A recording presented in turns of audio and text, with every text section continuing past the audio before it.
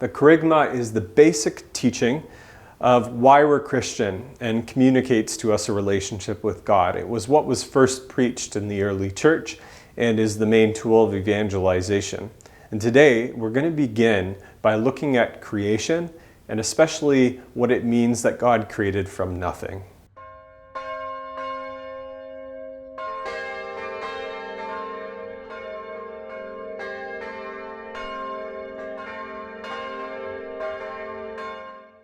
There's two main ways that we can understand the teaching of Ex Nihlio, that is, God creating from nothing. First of all, we can understand that this means that God is totally different than the universe. Nothing in the universe can create from nothing. A cloud, for instance, needs moisture to precede itself. A planet needs matter to condense itself through gravity. So we know that in the universe, it's a basic law that nothing can come from nothing. And this teaches us that God is not from the universe. God is totally different. The rules of the universe simply just don't apply to him. And so this teaches us that God transcends the universe, that he's operating on a whole different level than we can probably comprehend. So if God can create from nothing, that means that God has mysteriously made everything that exists in the universe. Everything is willed by him. And if God is good, that means everything that he does is also good. So all of creation is good. And we see this very clearly in the book of Genesis. The author of Genesis describes everything and constantly describes it as good. It's only until the human race is created that creation is considered very good, and we'll get to that. But today we're just going to reflect on Ex Nihlio, this idea of creating from nothing. Because there's a further point that we sometimes don't quite get. It might be interesting to think of God as transcendent and beyond the universe in terms of how he created it and all the cosmological mysteries that come along with that. But there's a second part which is equally important to reflect on. The idea that God created from nothing in terms of a relationship. What this means is to say that God created from no internal need.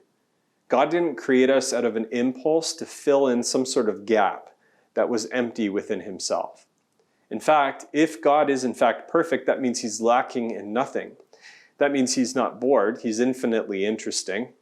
He's not alone. He's a community of three persons who are infinitely in love with one another and entirely satisfied in that relationship. So when we think of ourselves, what the first and most important principle of reflecting on creation is that God doesn't need us. So why would he create us then? He created us for our own sake. And that's the definition of love. And so Ex Nihlio is just another way of saying that God created us out of love, out of no need for himself, but simply for our own sake. It's a beautiful thing to reflect on. And it also means to us that there's nothing that we can do in our life to try to earn God's love. He loved us even before we existed. And so he's going to continue to love us, and he'll never change his mind about that. But we have to also reflect on creation as a whole. There's an error that comes up today in our culture, and it's called Deism. Deism has this mindset of God being like a watchmaker, that he just kind of creates this clock and then, spins it up and lets it go and steps back from creation and really has a remote relationship with us. He's standing at a distance. This teaching is not really what we adhere to, and Aquinas teaches something very different. Aquinas teaches us that every single moment of creation, from the beginning to its end, was all created by God in eternity at the same moment for him.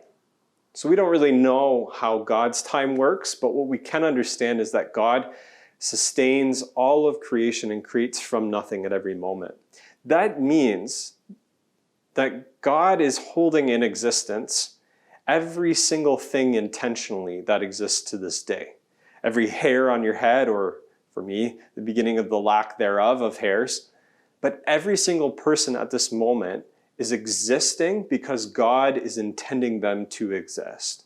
And what this means is that God has created us. Why has he created us? Well, for a relationship with him. God created us out of love for our own sake. And our response to this love is meant to be one of thanksgiving. But when we look at the book of Genesis, we see that we fell from that. And so we're going to look at that in our next video. What does it mean to sin? And how do we restore that relationship that might be broken?